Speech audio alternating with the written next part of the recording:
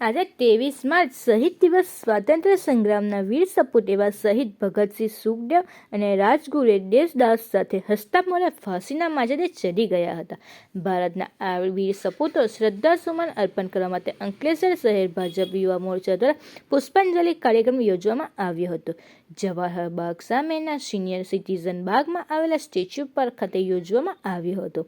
પ્રથમ statue park સ્થિત શહીદ ભગતસિંહની પ્રતિમાને પુષ્પાંજલિ આપવામાં આવી હતી.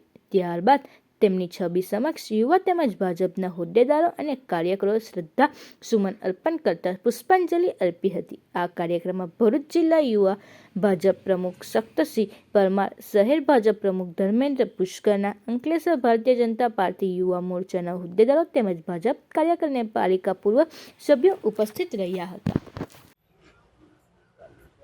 शहीदों की चिताओं पे लगेंगे हर बरस मेले, वतन पे मरने वालों का यही बाकी निशान होगा।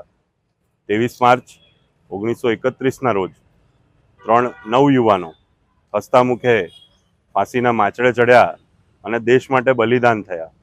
એમની યાદમાં દર વર્ષે ભારતીય જનતા યુવા મોરચો આ પર્વને પુષ્પાંજલિ કરી અને એમની યાદમાં એમને શ્રદ્ધાંજલિ અર્પિત કરે છે.